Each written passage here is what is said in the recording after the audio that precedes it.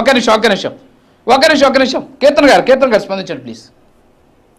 వెంకటరెడ్డి గారు, నాకు డౌట్ ఏంటంటే మీరు మీ పార్టీ బలోపేతం కోసం మాట్లాడడానికి వచ్చారా, లేకుంటే మమ్మల్ని ఎలా బలోపేతం చేసుకోవాలని మాకు ఇన్స్ట్రక్షన్స్ ఇవ్వడానికి వచ్చారా నాకు అర్థం కావట్లేదు. ఎందుకంటే సాక్షి ఛానల్లో ఎంతసేపు 1 minute సార్, సాక్షి ఛానల్లో ఎంతసేపు పక్కన వాళ్ళ పార్టీ మీద గురించే మాట్లాడుతున్నారు. సొంతం చెల్లి సార్, నా పాయింట్ ప్రజలకు కన్వే కానివ్వండి, మీ మాటలంతా మేము విన్నాం కదా. ఒక్క నిమిషం. సాక్షి పత్రిక ద్వారా మీరు ప్రజలకు తెలియజెప్తున్నది ఏదంటే, సొంతం మీ అన్న చెల్లెళ్ల మధ్య గొడవలు, తల్లి ఆయన మీద కోడల మీద ఇచ్చిన ఆస్తగాదాలకు సంబంధించిన కంప్లైంట్, ఆయన్నే డిబేట్ లో పెట్టుకుంటే మేలు. ఎందుకంటే మేము ప్రజలకు చేరవేయాలనుకున్న పాయింట్ ఆయన చేరవేయకుండా ఆయన ఏంటో మాట్లాడుతున్నాడు. ఒక్క నిమిషం వెంకటరెడ్డి గారు ఆగండి. చెప్పండి కీర్తన్ గారు. మీ ఛానల్లో ఇంతవరకు మీ అమ్మగారు ఆయన మీద వాళ్ళ కోడల మీద కంప్లైంట్ చేశారు. అసలు దాని మీద ఆయన ఆస్తి పంపకాల విషయంలో జరుగుతున్న ఇష్యూస్ ఎందుకు మీరు టెలికాస్ట్ చేసి ఇదే డిబేట్లు ఎందుకు పెట్టట్లేదు? పక్కన వాళ్ళ పార్టీ మీద ఆంధ్రప్రదేశ్ రాష్ట్రానికి సంబంధించినటువంటి అంశాల మీద మనం డిబేట్ కి వచ్చావా, లేదంటే కుటుంబంలో ఉన్న దాని మీద డిబేట్ కి వచ్చావా? అంటే మీరు మాట్లాడుతున్నారు కదా, ఫోన్ వచ్చింది పవన్ కళ్యాణ్, అల్లు అర్జున్కి మెగా సపోర్ట్ కొన్న గొడవకి మనకేం సంబంధం కాదు కదా. చిరంజీవి కుటుంబానికి మీ శ్యామలకి ఏం సంబంధం? రెడ్డి గారు చెప్పండి. పబ్లిక్ దగ్గర అంటే మీరు వ్యక్తిగతంగా వాళ్ళ ఫ్యామిలీలోకి వెళ్ళి త్వరపడతారా? మీకంటే వాళ్ళు ఏం చేసినా, వాళ్ళు నందిని పందిని నందన్నా మీకు ఆనందం. మీకు జగన్మోహన్ రెడ్డి గారు ఏదన్నా ఆనందమేగా?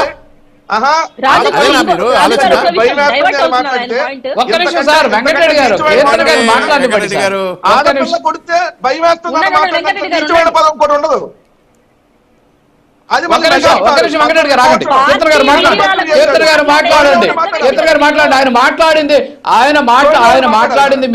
మాట్లాడింది వినాలా? లెగసీ గురించి ఆయన ఏం మాట్లాడారు వినాలా? మీరు ఏదో మాట్లాడినంత కాదు. కీర్తన్ గారు మాట్లాడండి మీరు ఒకసారి.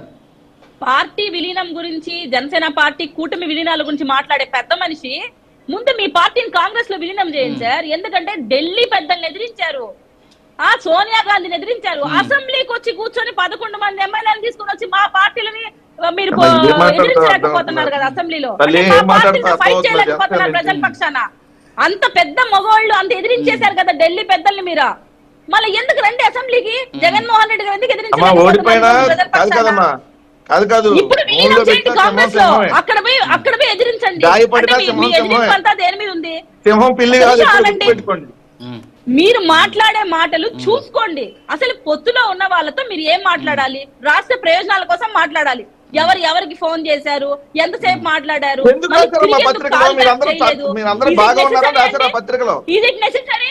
మీకు అవసరం అదంతా ఫోన్ చేసి చెప్పండి. బుద్ధుందా ఇది మా మధ్య ఇట్లా గొడవలు పెడతామని చెప్పి ఈనాడు కిరణ్ చేయండి. రామోజీకి ఎటు చేసిన అందుబాటులో లేడు ఆయన. కరెక్ట్ వాళ్ళు ఎవరో రాసినంత మాత్రం అది అధికారికం కాదులే కానీ వాళ్ళు అధికార ప్రతినిధులు కాదు పార్టీకి. అందుకనే సార్ మీరు ఆ పత్రికలు రాయంగానే పెట్టారు కదా. ఆ పత్రికలో పెద్దిరెడ్డి గారు ఆక్రమించేశారని రాయంగానే దాని మీద విచారణ పెట్టారు కదా.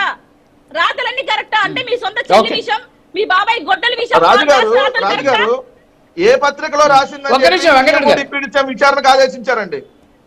ఆ పత్రికలో రాసిందనే కదా పెద్దిరెడ్డి గారి మీద.